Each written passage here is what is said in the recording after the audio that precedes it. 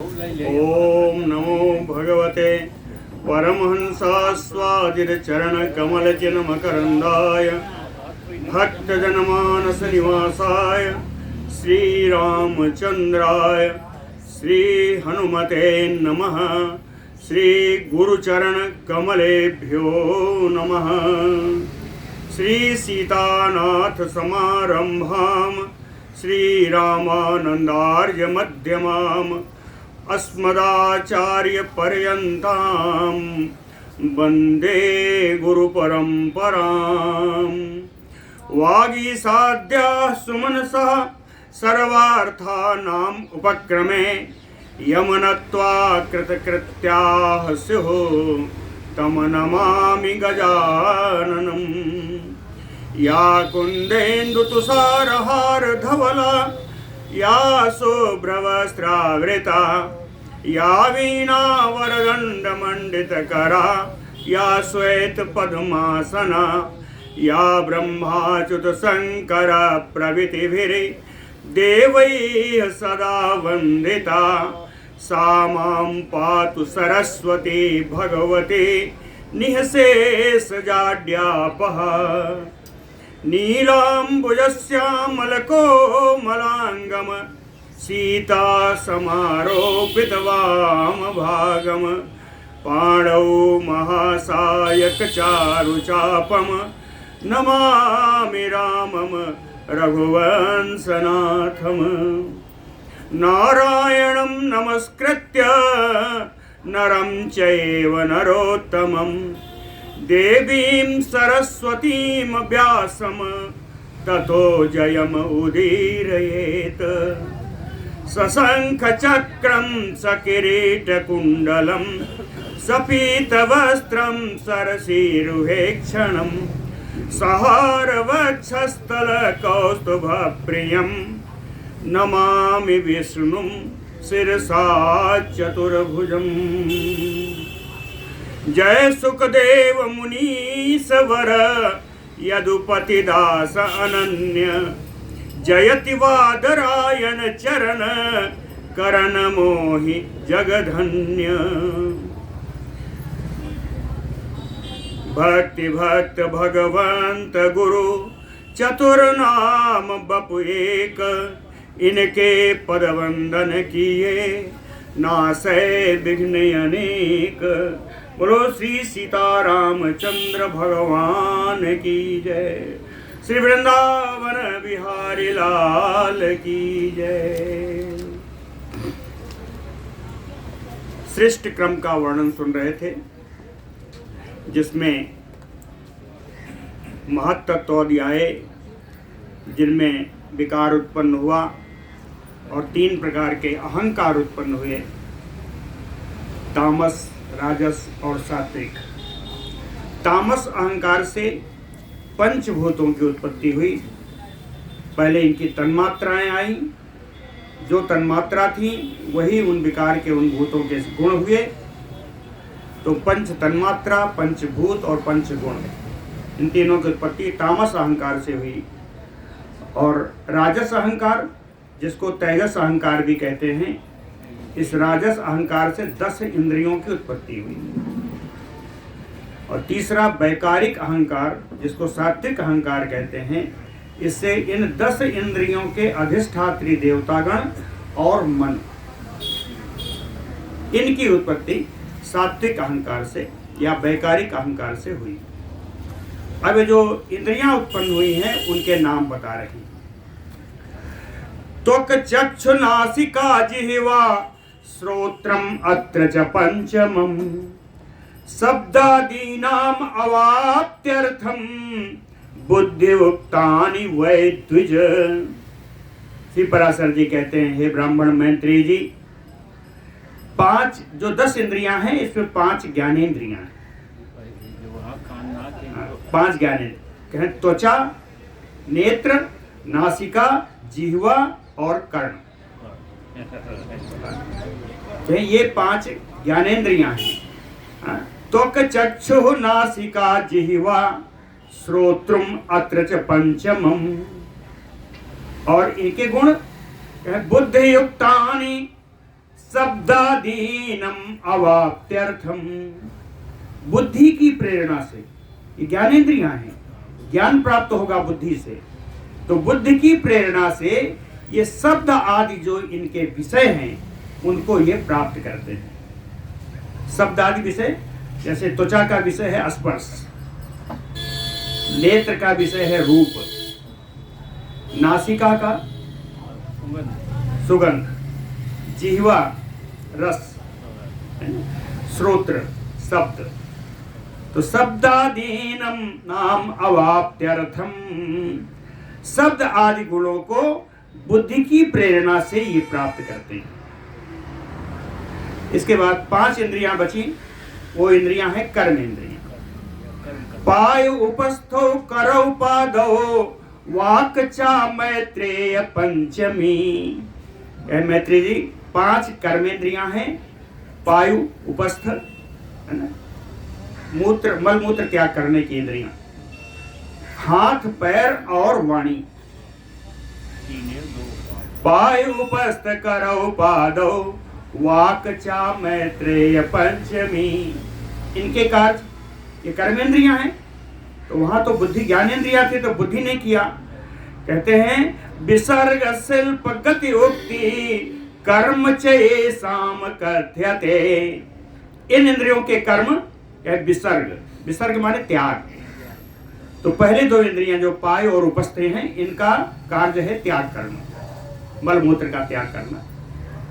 करौ, हाथ का है शिल्प, किसी चीज को बनाना गढ़ना, यह हाथ का है। पादौ गति, गति चलना। और क्या है? वाक, वाक का है उक्ति, जो वाणी निकली, जो कहा गया, कथ्य विषय। तो विसर्ग शिल्प गति उक्ति कर्म ते साम च कथ्यते। ये कर्म, इन कर्म इंद्रियों के यही कर्म बताए गए हैं। आकाश वायु तेजांसि सलिलम पृथ्वी तथा शब्दादिभिः गुणैः ब्रह्मन् संयुक्तानि उत्तरोत्तरैः। पंचभूत कौन है? आकाश वायु तेजांसि सलिलम पृथ्वी तथा। इनका क्रम यही है, इनका क्रम यही है। सबसे पहले आकाश उत्पन्न हुआ, फिर वायु, फिर अग्नि, फिर जल और उसके बाद पृथ्वी। जो रामायण की चौपाई है उसको याद कर लीजिए, एक जगह उलटना पड़ेगा आखिरी में। क्षिति जल पावक, लेकिन यहाँ उल्टा है, समीरा गगन कर दीजिए और उल्टे से चले आइए, सब वैसे ही होगा।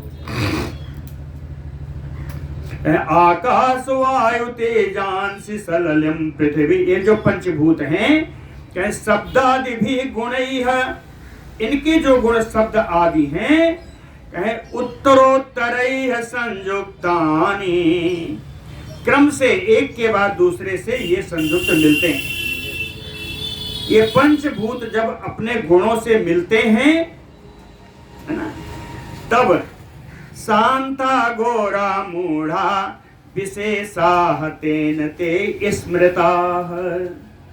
पहले बताया था जब अलग अलग थे तो कहते हैं कि ये जो शांत, घोर और मूढ़ 3 प्रकार की जो इंद्रियां हैं, 3 प्रकार के जो गुण हैं, ये गुण वहां पर कार्य नहीं करते, इसलिए उस समय पंचभूतों को अविशेष कहा था। लेकिन आज ये अपने शब्दों से, अपने गुणों से मिल चुके हैं, इसलिए कहा कि शांता घोरा मूढ़ा विशेषाः तेन ते स्मृता। इसलिए अब ये विशेष हो गए, अपने गुणों से मिलने के बाद ये विशेष हो गए। तो कहते हैं मूढ़ा। अब इन पंचभूतों में मूढ़ कौन है? पंचभूतों में मूढ़ है केवल आकाश। आकाश का जो शब्द है, गुण जो शब्द है, इनमें किसी प्रकार की कोई अपनी क्रिया शक्ति नहीं होती, इसलिए आकाश नामक पंचभूत को मूढ़ कहते हैं। घोरा, भयानक। भयानक में 2 पंचभूत हैं, अग्नि और वायु। ये अगर कायदे से चले तो ठीक, ये प्रचंड रूप धारण कर लें तो बड़े भयानक हो जाएंगे। अग्नि और वायु तो ये घोर में आती है, इनका घोर गुण कहा गया। तीसरा गुण है शांता। पृथ्वी और जल ये शांत है। यद्यपि जल भी घोर हो सकता है लेकिन स्वभावतः शांत है, और अग्नि और वायु स्वभावतः उग्र है। इसलिए ये जो तीनों गुण दिए हैं, शांता, घोरा, मूढ़ा, इन्हीं के कारण ये अब अविशेष से विशेष हो जाते हैं। जब ये अपने गुणों से मिल गए तो ये विशेष हो गए। नाना बीर्जा पृथक भूता ततः ते संगतिं बिना ना अशक्नुवन् प्रजाः स्रष्टुम् असमागम्य कृष्ण सह पृथक भूता नाना बीर्जा।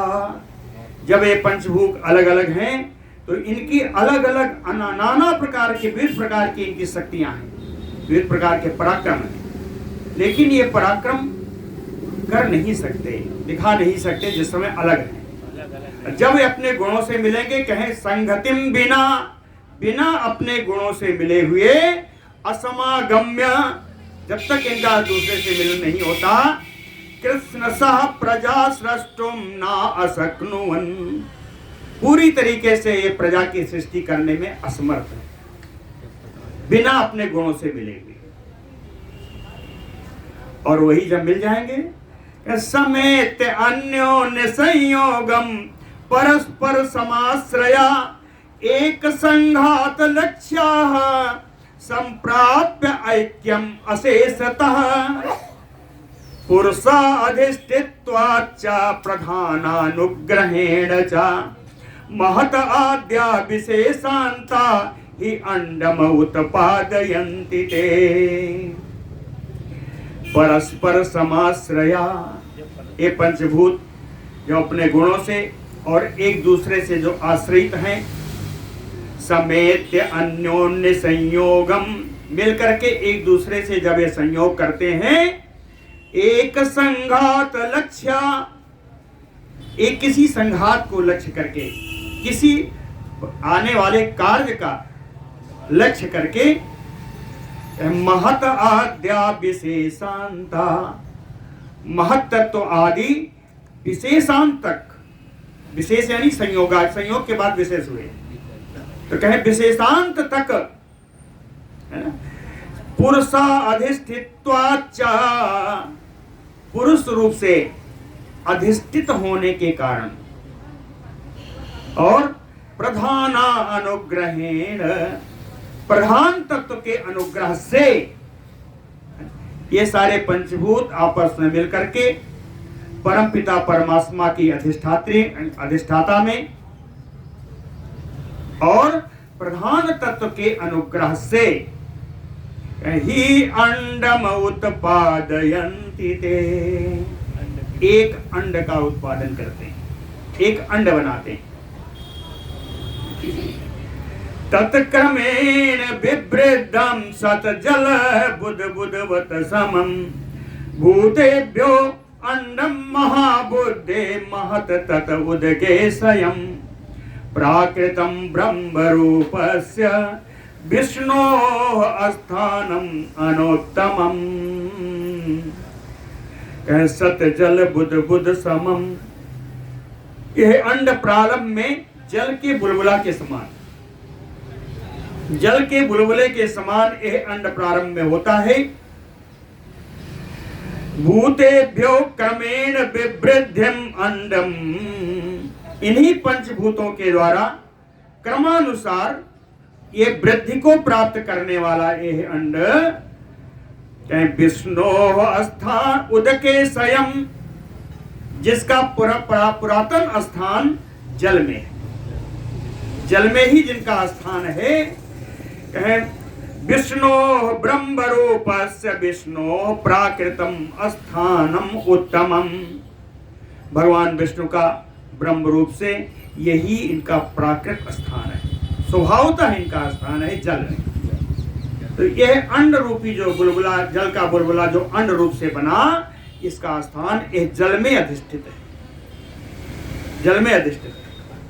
तत्र, अब इस अंड में क्या आने जा रहा है, कहे तत्र अव्यक्त स्वरूपो असौ व्यक्त रूपो जगतपति विष्णु ब्रह्म स्वरूपेण स्वयं एव व्यवस्थिता। तत्र यानी इस अंड में व्यक्त स्वरूप वाले जगतपति विष्णु, व्यक्त स्वरूप वाले भगवान विष्णु जो संसार के लोकनाथ हैं, कहें व्यक्त रूपो या व्यक्त हैं, भगवान विष्णु अव्यक्त रूप से हैं। तत्र अव्यक्त स्वरूपो असौ जगतपति विष्णु, अव्यक्त रूप वाले जो भगवान विष्णु हैं, जो लोकनाथ हैं, कहें इस अंड में प्रवेश करते हैं। कैसे, कहें व्यक्त रूपो ब्रह्मस्वरूपेण स्वयं एव व्यवस्थिता। व्यक्त रूप से ब्रह्मा जी को उत्पन्न करने के लिए, इसलिए ब्रह्म स्वरूप से इस अंड में ये प्रवेश करते हैं, भगवान विष्णु प्रवेश करते हैं।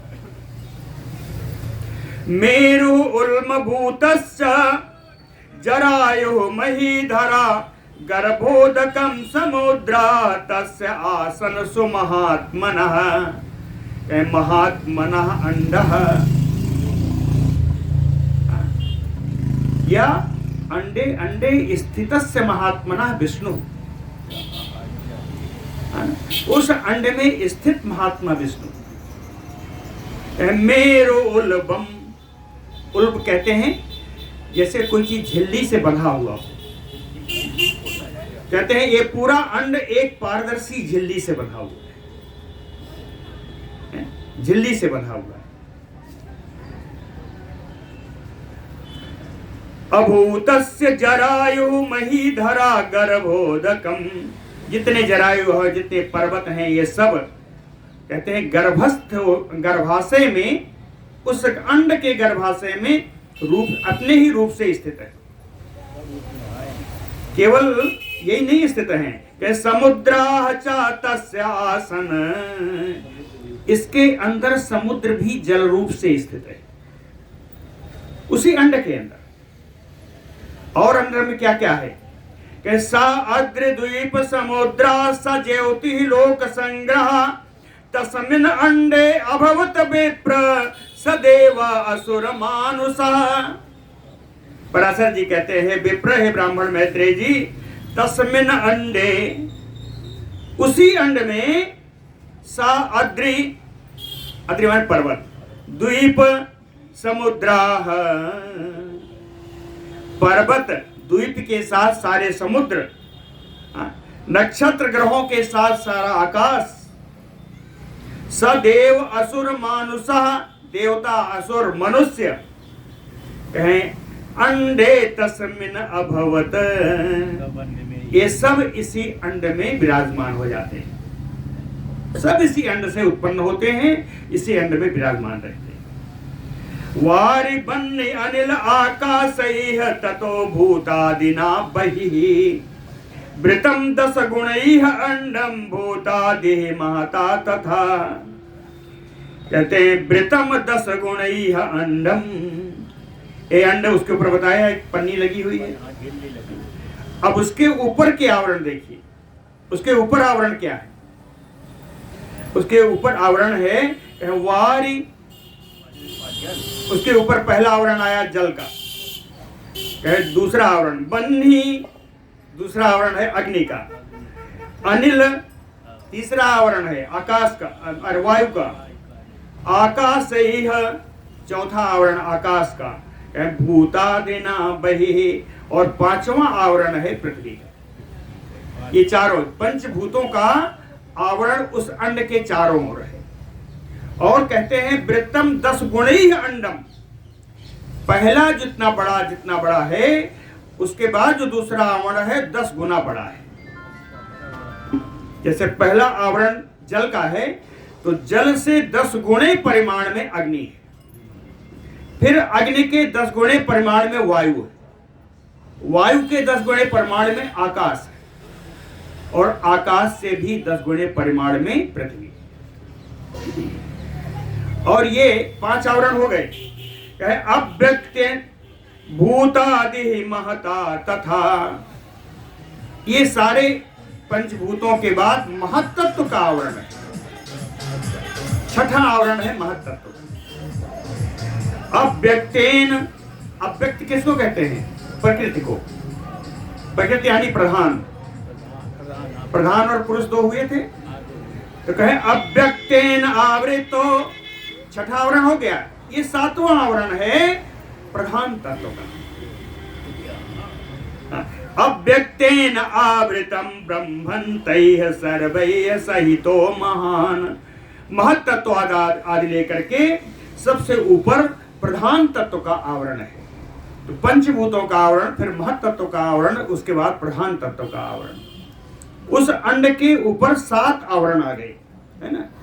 ए भी आवरणैः अंडम सप्तभिः प्राकृतैर्वृतम, प्राकृत रूप से इस अंड के ये 7 आवरण कहे गए। इन 7 आवरणों के बीच में बसा हुआ वो अंड कहते हैं, उसका उदाहरण बताया, बड़ा सुंदर उदाहरण। नारिकेल फलस अंतर बीजम बाह्य दलैहयो, नारियल का जो फल है बीज रूप में जो नीचे अंदर है, उसके ऊपर कितने आवरण हैं? जिस प्रकार से उसके अन्य अनेक आवरण हैं, उसी प्रकार से यह अंड भी 7 आवरणों से घिरा हुआ है। जुसन रजो गुणमयत्र स्वयं विश्वेश्वरो हरिः ब्रह्मा भूत्वा अस्य जगतो विसृष्टो संप्रवर्तते। सृष्टि करनी है तो इस अंड में विश्वेश्वरो हरिः, विश्व के नाथ भगवान विष्णु ब्रह्मा भूत्वा, ब्रह्मा जी का स्वरूप लेकर के रजोजुसन गुणम, रजोगुण से में आविष्ट होकर के ब्रह्मा जी का आकार लेकर के कहें जगतो विश्रेष्टो संप्रवर्तते, इसी अंड से निकल करके रजोगुण से पोषित ब्रह्मा जी का जो शरीर है, उन्होंने ही इस संसार की सृष्टि की। विसृष्टो जगतो संप्रवर्तते, इस संसार की सृष्टि की। उसके बाद दूसरा क्या, सृष्टम चा, सृष्टि हो जाने के बाद पाति अनुगम यावत कल्प विकल्पना सत्वभृत भगवान विष्णु अप्रमेय पराक्रमा। उसके बाद भगवान विष्णु स्वयं सत्वगुण धारण करके, सत्वगुण का आधार लेकर के, सत्वभृत सतोगुण का आधार लेकर के अप्रमेय पराक्रमा भगवान विष्णु, अतुलनीय पराक्रम वाले भगवान विष्णु स्वयं कब तक रहेंगे?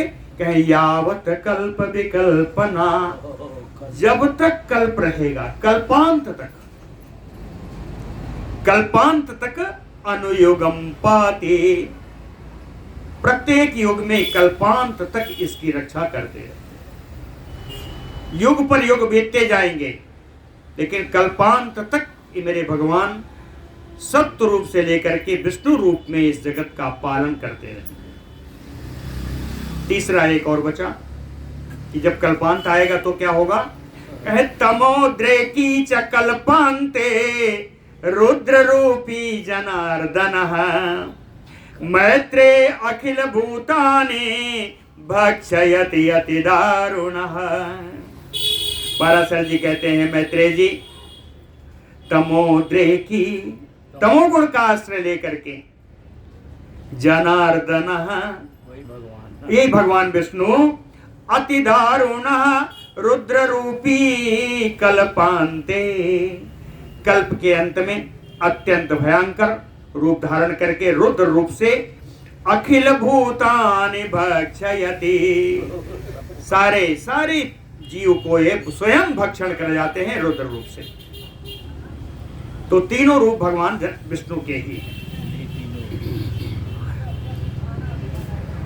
भक्षयित्वा च भूतानि जगति एकार्णवीकृते, सारे प्राणियों को अपने में लीन करके, भक्षण करके, जगत ये कारणवीकृते, पूरे संसार को ये एकारणों में बदल देते। एकारणों यानी जलमग्न। समुद्र है लेकिन एक ही है। सब तो समुद्र की परिभाषा समाप्त हो जाती है। पूरा सृष्टि जलमय है। जगति एकार्णवीकृते, और जब सृष्टि हो गई तब भगवान विष्णु कहाँ जाएंगे? नाग पर्यंक सेने सेते चा परमेश्वर। श्रेष्ठ परमात्मा भगवान विष्णु इस समय पर शेष सैया में इसी एक कारणों में वो शयन करते हैं। नाग पर्यंक, पर्यंक यानी पलंग, नाग माने सर्प, शेष सैया पर, शेष सैया पर भगवान इसी एक कारणों में सेते, सो जाते हैं। भगवान सो जाते हैं। प्रबुद्धस्य पुनः सृष्टिम करोति ब्रह्मरूपधृक। जब भगवान की नींद खुलती है, जब उठते हैं, तो पुनः ब्रह्मा का रूप धारण करके इस लोक की सृष्टि करने में लग जाते हैं। प्रबुद्धस्य पुनः सृष्टिम करोति ब्रह्मरूपधृक। इसलिए सृष्टि स्थिति अंतकरणी ब्रह्म विष्णु शिवात्मिकाम सा संज्ञामयेति भगवान एक एव जनार्दन। जनार्दन भगवान एक एव। संसार के लोगों का कष्ट दूर करने वाले ये परम पिता भगवान विष्णु एक ही रूप में रह करके, एक ही होने पर, कहे सृष्टि करने के लिए, पालन करने के लिए, उसका संहार करने के लिए ब्रह्मा, विष्णु और रुद्र का रूप धारण करते हैं। ससंज्ञाम याति। जिस समय जो कार्य करते हैं उसके अनुसार उनकी संज्ञा हो जाती है, उनका नाम हो जाता है। ये कौन है? कहे भगवान एक एव जनार्दन। वास्तव में भगवान एक ही है। यहाँ से देखिए दबाइएगा तो वहाँ वाली लाइट जल जाएगी, किनारे वाली एक, वहाँ उसमें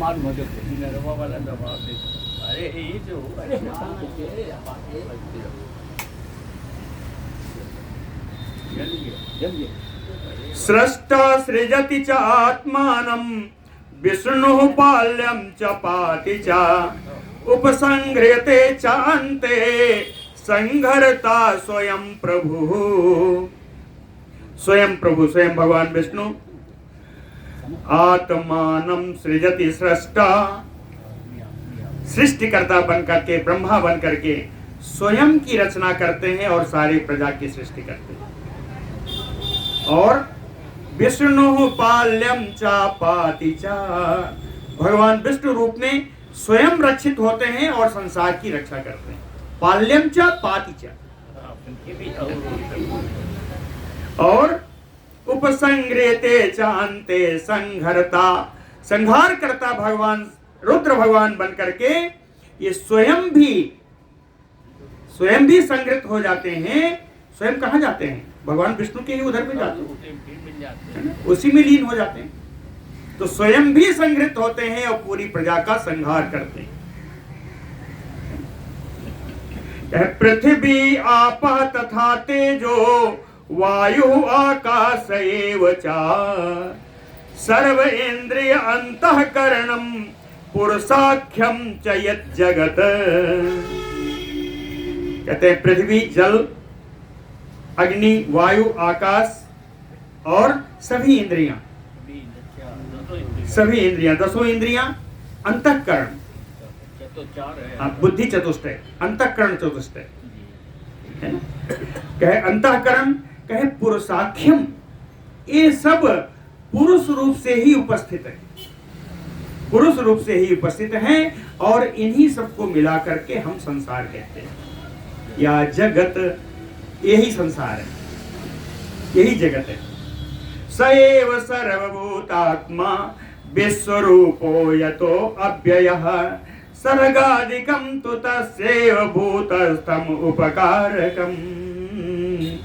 कहते हैं ये भगवान विष्णु ही सर्वभूतात्मा, सभी प्राणियों की अंतरात्मा में निवास करने वाले हैं, विश्वरूप हैं, जगन्मय हैं, इसीलिए इनको विश्वरूप कहा। अव्ययः, ये अविनाशी हैं, और ये सर्गातिक जो कार्य करते हैं, सर्ग माने सृष्टि, तो सृष्टि आदि का जो कार्य करते हैं, कहें ये उपकारक हैं, ये इन भगवान के उपकारक हैं। उपकारक की स्थिति ऐसा समझिए, कोई यजमान हवन करता है, हवन करने के लिए, कोई कार्य करने के लिए यजमान जब चलता है तो ऋत्विजों की नियुक्ति होती है, ऋत्विज लोग हवन करेंगे। तो यजमान स्वयं हवन करे ना करे, इन ऋत्विजों के हवन करने पर यजमान का हवन पूर्ण होता है। तो ये ऋत्विज आदि क्या है, उस यजमान के उपकारक है।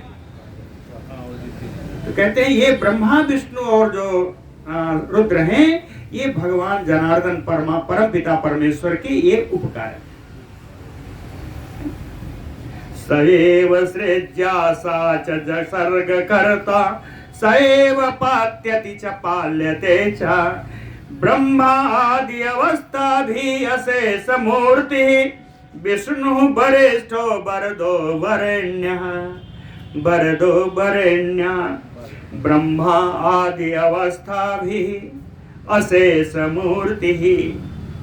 ब्रह्मा आदि, ब्रह्मा विष्णु शंकर, ब्रह्मा विष्णु रुद्र, इन प्रकार की मूर्तियों में विराजित विष्णु, भगवान विष्णु, वरिष्ठो वरदो वरेण्यः, जो परम श्रेष्ठ हैं, वर देने वाले हैं, वरेण्य हैं, पूजा के योग्य, प्रार्थना के योग्य, ये भगवान स्वयं ही सएव सृज्या च सर्ग करता, सृष्टि करता ब्रह्मा बन करके स्वयं ही सृष्टि की रचना करते हैं, स्वयं रचित भी होते हैं। सएव पाति अत्ति च पाल्यते च, स्वयं ही पालन करते हैं, स्वयं पालित होते हैं, और स्वयं संहार करते हैं, स्वयं संहृत होते हैं। ऐसे भगवान विष्णु को हम लोग बारंबार नमस्कार करते हैं। बोलो भक्तवत्सल भगवान की जय। श्री मैत्रेय उवाच, मैत्रेय जी का दूसरा प्रश्न आ रहा है। कहते हैं निर्गुणस्य अप्रमेयस्य शुद्धस्य अपि अमलात्मनः कथम सर्गादि कर्तृत्वं ब्रह्मणो अभिउपगम्यते। कहते हैं परब्रह्म भगवान विष्णु निर्गुणस्य अप्रमेयस्य, ये निर्गुण है, ये अप्रमेय है, परम शुद्ध है, अमलात्मनः, निर्मलात्मा है भगवान विष्णु। तो कथम सर्गादि कर्तृत्वं ब्रह्मणो अभिउपगम्यते, तो ये भगवान विष्णु जो गुणातीत हैं, निर्गुण है वही, हाँ गुणातीत हैं, जिनको गुण से कुछ लेना देना नहीं, वही है। तब ये बिना किसी गुणों का आश्रय लिए हुए ये सृष्टि आदि का कार्य, सृष्टि पालन या संहार, ये जो कार्य करते हैं, ये भगवान विष्णु कैसे कर सकते हैं? इसको बताइए, पूछ रहे कैसे। जब ये गुणातीत हैं, बिना गुणों का आश्रय लिए हुए तो नहीं हो सकता। पहले बताया रजोगुण का आश्रय लेते हैं तब ब्रह्मा रूप में आए, तमोगुण का आश्रय लिया तब रुद्र रूप में आए, और सतोगुण का आश्रय लेकर के विष्णु रूप में आए। तो बिना गुणों का आश्रय लिए हुए ये सृष्टि कैसे करते हैं? यह मैत्रेय जी का प्रश्न है। श्री पराशर उवाच, कहते हैं बड़ा सुंदर उत्तर दिया है। शक्तया सर्वभावानां अचिन्त्य ज्ञान गोचराः यतो अतो ब्रह्मणः ताः तु सर्गाद्या भाव शक्तयः भवन्ति तपताम श्रेष्ठ पावकस्य यथा उष्णता। तपताम श्रेष्ठ, तपस्या करने वालों में श्रेष्ठ है मैत्रेय जी। सर्व भावानाम शक्तयः, कहते हैं जितने सभी भाव हैं, भाव यानी पदार्थ। कहीं इन सारे पदार्थों की शक्तियां अचिंत्य हैं, इन शक्तियों के बारे में जाना नहीं जा सकता। इनको जानेगा कौन? कहीं ज्ञान गोचरा, ज्ञान दृष्टि से ही इनको जाना जा सकता है ना? ज्ञान के द्वारा, ये ज्ञान के विषय हैं, ज्ञान गोचर। यतो अतो ब्रह्मणा सर्गाद्या भाव शक्त्या भवन्ति। इसी प्रकार परब्रह्म परमात्मा भगवान विष्णु में सर्ग आदि, सृष्टि आदि, सृष्टि से आदि कहने का तीनों मान लीजिए, सृष्टि पालन और संहार की जो शक्ति है, कहे भाव शक्त्या भवन्ति। हाँ, कहते हैं ये भाव शक्ति, पदार्थ शक्ति। भाव यहाँ पे क्या? सर्ग भाव है, सृष्टि स्थिति भाव है, संहार भाव है। तो कहते हैं इनमें सृष्टि की, पालन की, संहार की जो शक्ति है, भाव शक्ति, स्वयं स्वभावतः आ जाती है, स्वभावतः इन भगवान विष्णु में आ जाती है।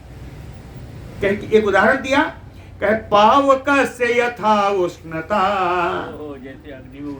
जैसे अग्नि का उष्णता, गर्मी होना उसका स्वाभाविक स्वभाव है। जलना है तो अग्नि का स्वभाव है कि उष्ण होगा। उसी तरह भगवान की ये स्वाभाविक शक्तियां हैं कि ये सृष्टि भी करेंगे, पालन भी करेंगे और संहार भी। ये भगवान की स्वाभाविक शक्तियां, इनमें आपको पहले ही कह दिया ना, कहें इसको सब नहीं जान सकते। कौन जानेगा? ज्ञान गोचरा, ये ज्ञान के विषय हैं। अगर नहीं जानते हो तो ज्ञान मुझसे ले लो, है ना, पराशर जी ने कहा। ये ज्ञान गोचर, ये अचिंत शक्तियां हैं भगवान की। तत् निबोध यथा सर्गे भगवान संप्रवर्तते, नारायणाख्यो भगवान ब्रह्मा लोक पितामह। कहते हैं यथा सर्गे भगवान संप्रवर्तते, कौन? नारायणाख्यो भगवान, नारायण नाम से जाने जाने वाले वो भगवान, लोक पितामह ब्रह्मा भवान, लोक पिता ब्रह्मा होकर के सर्गे संप्रवर्तते, सृष्टि क्रम में, प्रजा की सृष्टि में लग जाते हैं भगवान ब्रह्मा होके। कहे तत् निबोध, आप इस बात को जानिए कि भगवान स्वयं नहीं आते, भगवान ने रजोगुणात्मक सृष्टि की ब्रह्मा के रूप में, और उन ब्रह्मा ने इस प्रजा की सृष्टि की। कहे उत्पन्न प्रच्यते विद्वन नित्यमएव उपचारतः। कहते हैं विद्वन, हे मैत्रेय जी, ये सारे जितने गुण उत्पन्न होते हैं ब्रह्मा विष्णु आदि, जो गुणों के आश्रय से, कहे ये उपचार के द्वारा ही उत्पन्न हुए, ऐसा कहा गया। उपचारतः उत्पन्नः प्रोच्यते। निजेन तस्य मानेन आयु वर्ष शतम अस्मृतम, तत पराख्यम तत अर्धम परार्धम अविधीयते।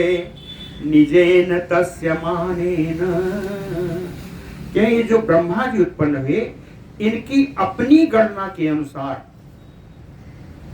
है ना, इनकी अपनी गणना के अनुसार भगवान ब्रह्मा जी की 100 वर्ष की आयु है। 100 वर्ष आज का अपना वाला नहीं है, नहीं है भगवान की अपनी। हाँ, इसीलिए कहा कि निजेन मानेन, इनकी अपनी गणना के अनुसार ब्रह्मा जी की आयु 100 वर्ष कही गई है। और ब्रह्मा जी की जो 100 वर्ष की आयु है, कहे तत्पराख्यम, इस 100 वर्ष की आयु को ही पर आख्या से जाना गया, उसको पर कहते हैं, पर कहते हैं। तत् अर्धम, अब इस पर का आधा कर दीजिए, पर अर्धम संधि कर दीजिए, तो क्या होगा? परार्धम अविधीयते, इसी को परार्ध कहते हैं। जैसा अभी द्वितीय परार्ध चल रहा है, हम लोग क्या करते हैं भाई, उसक मनवंतरे अष्टाविंशत में ऐसा करते हैं। द्वितीय परार्ध है 12 कल्पे, अभी संकल्प, यही संकल्प यही हो रहा है, तो इसको कहते हैं परार्ध। परार्ध क्या है? आधा यार वही। भगवान की, ब्रह्मा जी की आयु 100 वर्ष की, उस 100 वर्ष की आयु को पर कहते हैं। अब पर का आधा कर दीजिए, वही परार्ध है। तत्पराख्यम तत् अर्धम चा परार्धम अविधीयते कालस्वरूपम विष्णोः चायत मया उक्तम तौ अनघ तेन तस्य निबोधतम परिमाण उपपादनम। कहते हैं अनघ, हे निष्पाप मैत्रेय जी, यत मया उक्तम तव, जैसा मैंने तुमको बताया है कल्पांत में, विष्णोः काल स्वरूपम, भगवान विष्णु काल रूप में आते हैं अंत में। कहें विष्णोः काल स्वरूपम, जो काल स्वरूप जो भगवान आते हैं, कि तेन तस्य परिणाम परिमाण उपपादनम, इन्हीं काल ने इन सारी आयु का उत्पादन किया है। किसकी आयु कितनी होगी इसका निर्धारण काल ने ही किया है, काल ने किया है। कहे तुम निबोध, उनका क्या निर्धारण है वो मैं आपको बता रहा हूं, आप सुनिए। ऐसा पराशर जी ने मैत्रेय जी से कहा कि जो भगवान विष्णु ने अंत में काल का उत्पादन किया था, उन्हीं काल ने इन सारे ब्रह्मा आदि की सारी की आयु सीमा का, काल सीमा का निर्धारण किया। उसको हम बता रहे हैं, किसका कितना काल है वो आप सुने। अन्येषां च एव जन्तूनां चराणां अचराः च ये भूभृत सागरादीनां अशेषानां च सत्तम।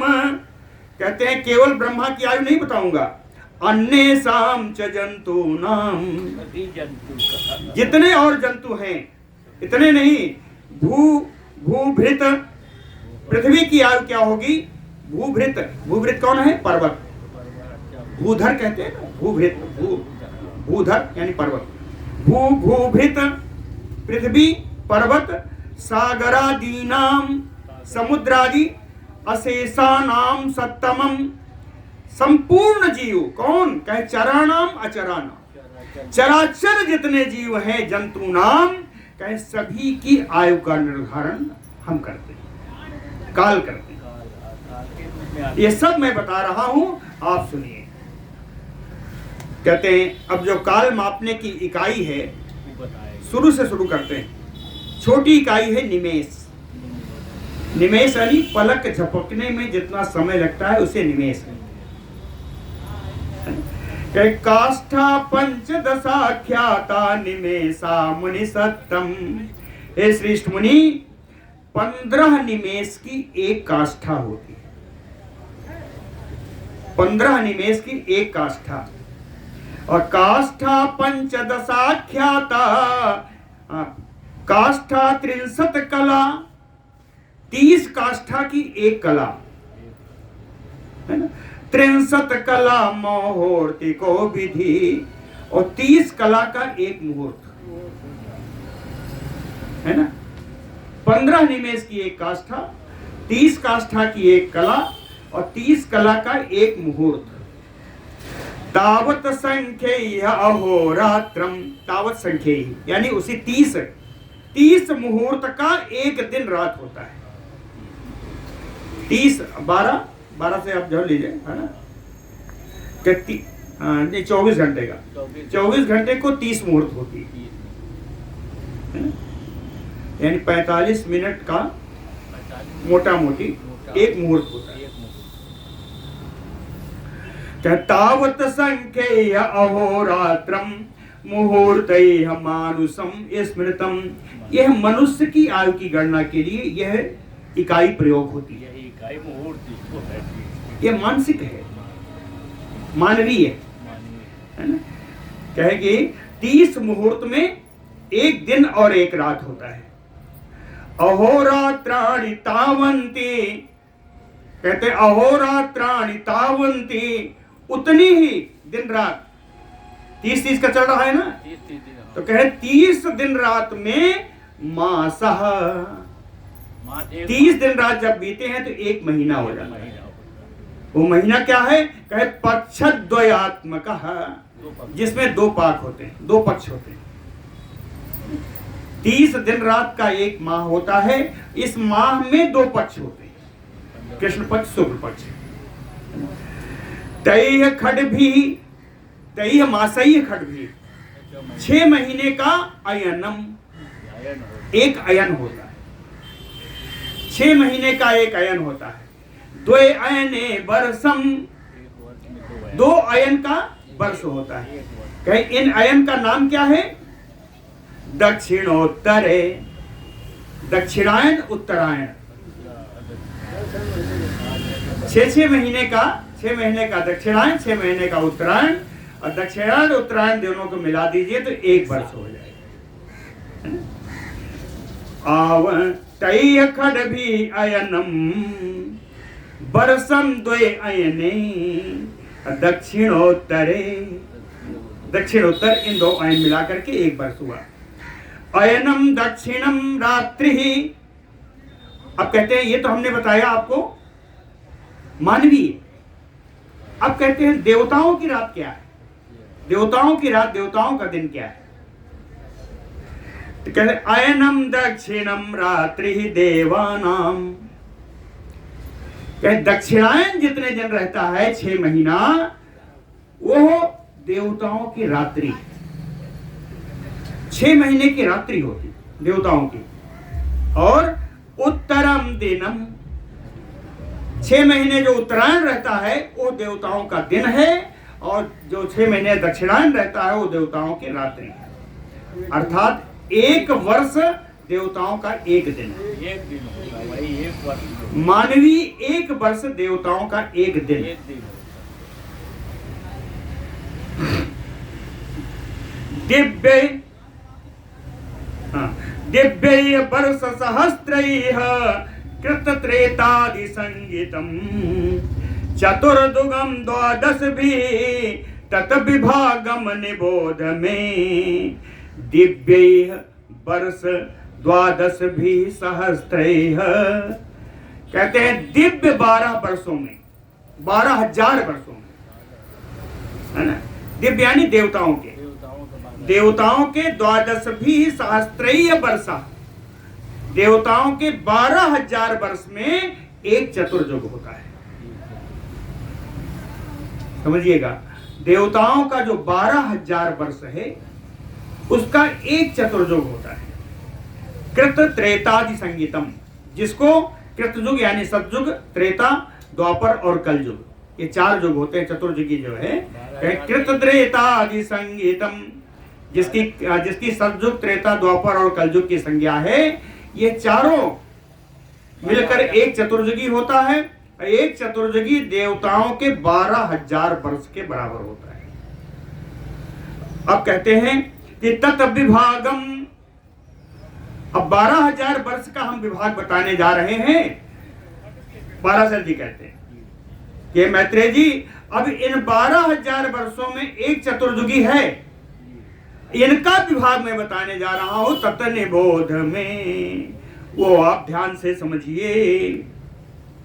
कहें इनका विभाग कैसे है? कहें बड़ा आसान है। चत्वारि त्रीणि द्वयि एकम कृतादिषु यथा क्रमम।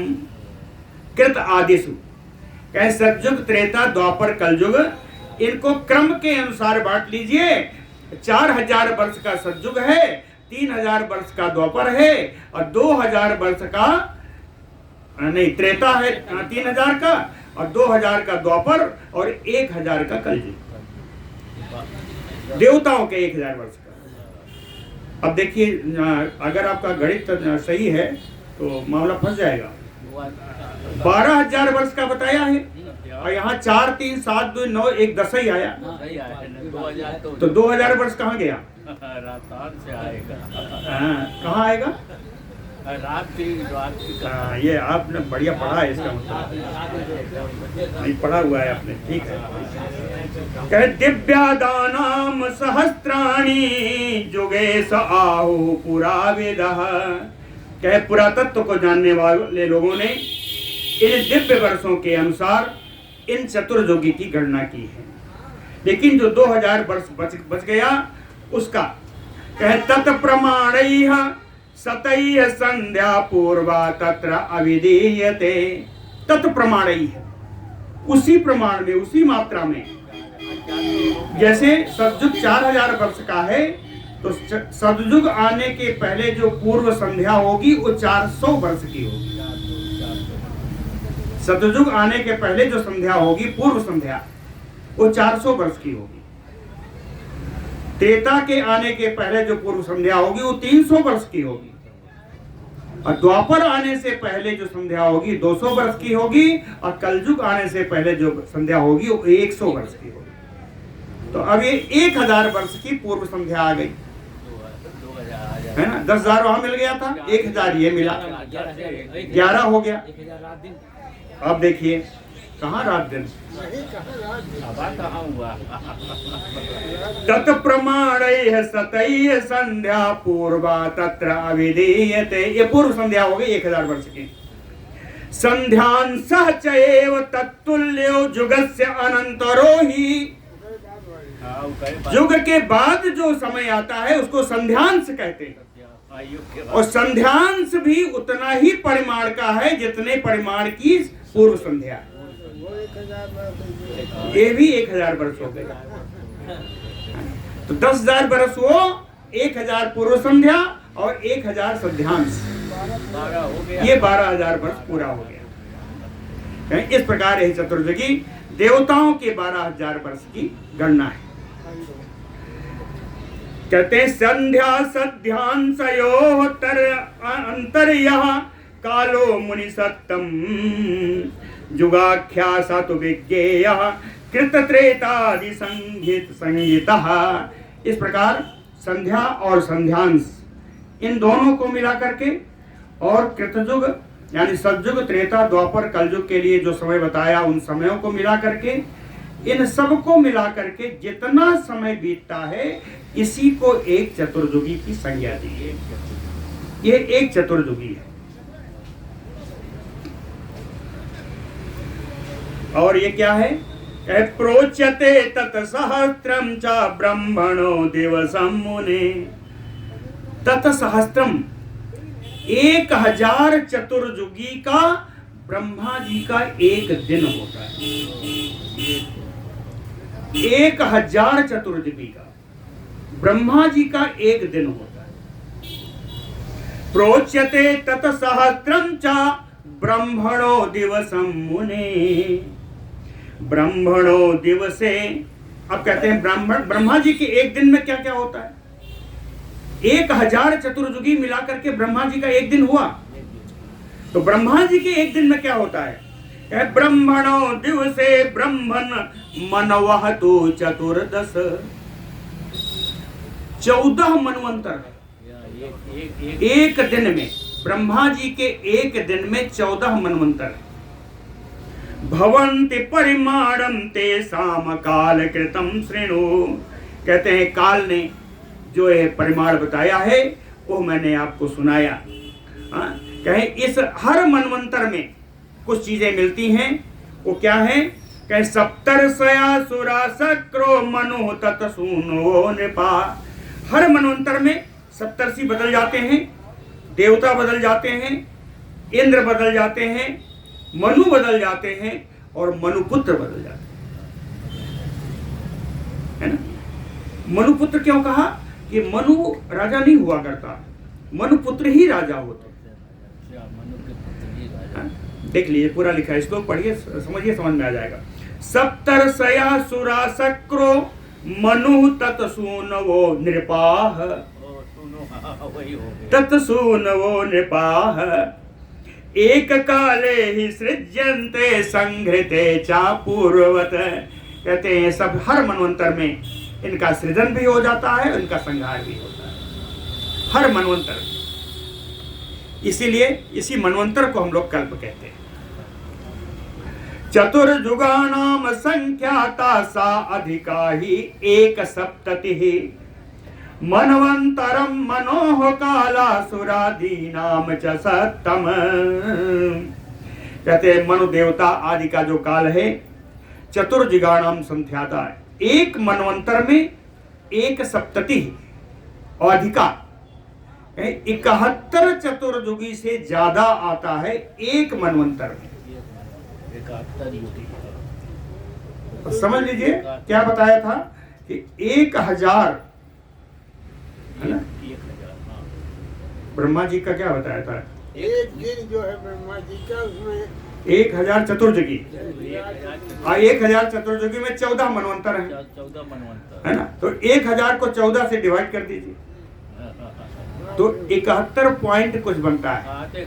71 से कुछ ज्यादा है, नहीं लिखा रहता है सा अधिका 1 सप्तति, 71 चतुर्युगी से कुछ अधिक है ना।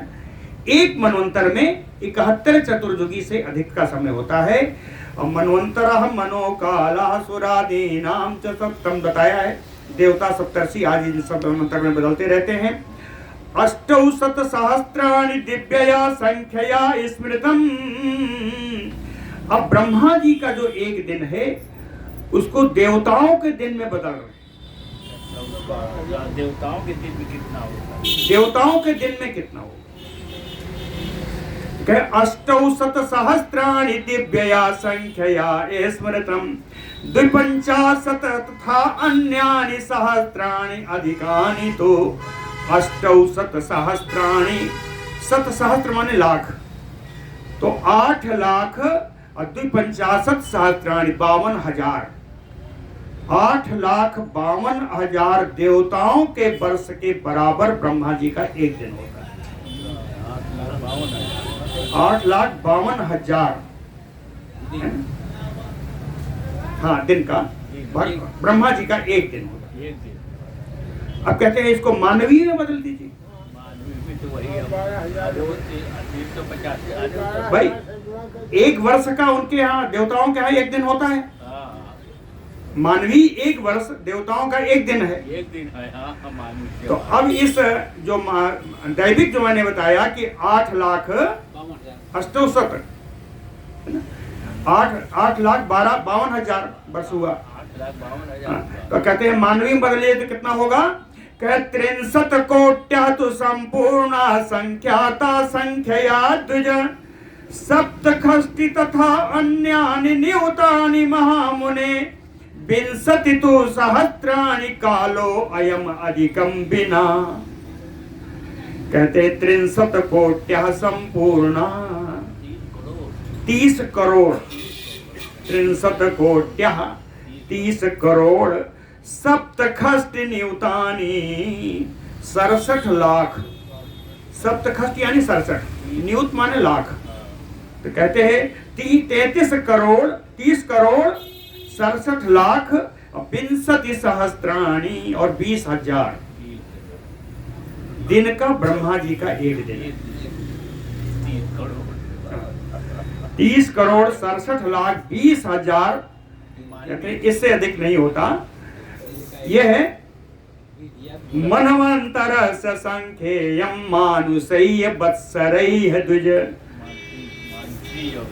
मानवीय वर्षों में ये गणना की गई, ये दिन नहीं है, वर्ष है। ये वर्ष है। इतने वर्षों का ब्रह्मा जी का एक दिन होता है ना। 30 करोड़ 67 लाख 20,000 वर्षों का ब्रह्मा जी का एक दिन।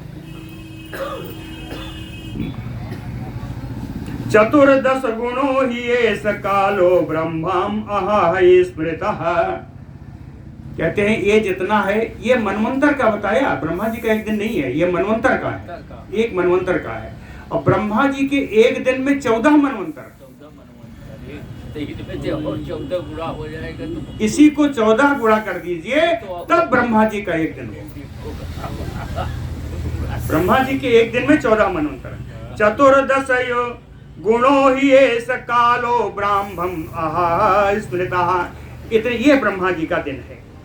ब्राह्मो नैमित्तिको नाम तस्यांते प्रतिसंचरः। कहते हैं इस 14 मनवंतर के बाद एक प्रलय आता है, उस प्रलय का नाम है नैमित्तिक प्रलय।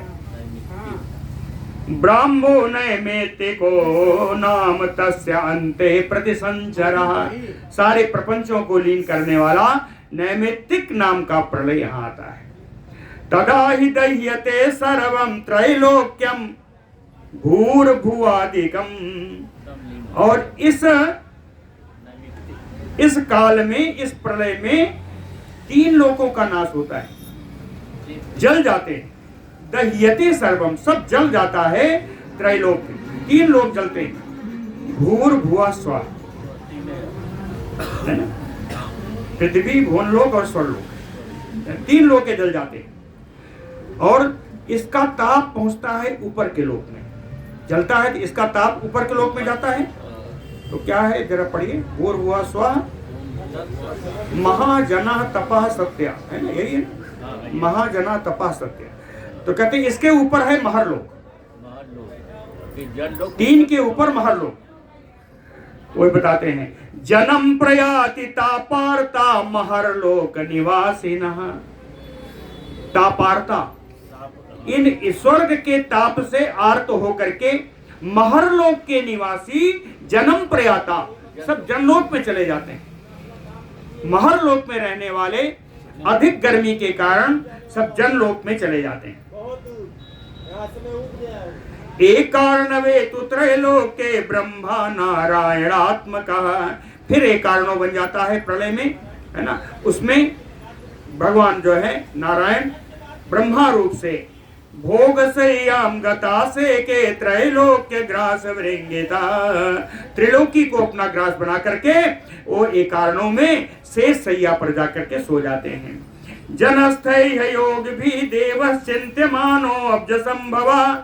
जनस्थैः, जनलोक में स्थित योग भी, तृतीया में जन लोक में स्थित योगियों के द्वारा चिंतन करने से, जो भगवान वहां सोए हुए हैं से सैया पर, अब्ज संभवा, उनमें कमल से उत्पन्न होने वाले ब्रह्मा कहे तत्प्रमाणायताम रात्रिम तदंते सृजते पुनः।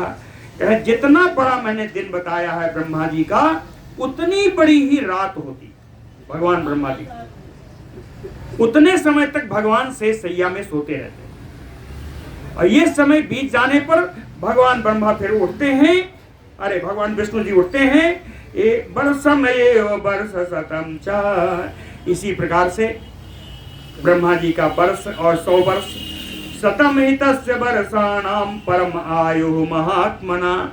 और ये जो महात्मा ब्रह्मा जी की 100 वर्ष की आयु जो कही गई, ये इसी को पर कहते हैं। उसका जब आधा बीत जाता है तो उसी को परार्ध कहते हैं। तो एकम अस्य व्यतीतम तु परार्धम ब्रह्मणो अनग। कहते हैं निष्पाप मैत्रेय जी, इस समय एक परार्ध बीत गया है। कहे इस समय एक परार्ध बीत, एकम अस्य व्यतीतम परार्धम, कहते हैं एक परार्ध बीत चुका है। तस्य अंते अभूत महाकल्पः पाद्मैति अवेसरोत्तरा। कहे जो कल्प अभी बीत कर गया है वो पाद्म कल्प था, जो भी बीता है परार्ध में वो पाद्म कल्प था। इसलिए अभी जो चल रहा है ये द्वितीय परार्ध है। कहे द्वितीयस्य परार्धस्य वर्तमानस्य वैदुज। कहते हैं ब्राह्मण मैत्रेय जी, इस समय द्वितीय परार्ध चल रहा है बाराह इति कल्पो। पहले जो बीता है वो पाद्म कल्प था, अब जो चल रहा है वो बराह कल्प है। कहे द्वितीयो वस्य परार्धस्य वर्तमानस्य वैदुज बाराह इति कल्पोऽयं प्रथमः परिकीर्तितः। कहे प्रथम कल्प मैंने बता दिया, इस समय जो कल्प है वो बराह कल्प है, परार्ध द्वितीय है। इसीलिए आज का जो हम लोग संकल्प होता है वो द्वितीय परार्ध है, बाराह कल्प है। इस समय द्वितीय परार्ध चल रहा है, बराह कल्प चल रहा है। यह काल की संज्ञा, काल का परिमाण श्री पराशर जी ने मैत्रेय जी को बताया, काल के द्वारा निर्धारित। बोलो भक्तवत्सल भगवान।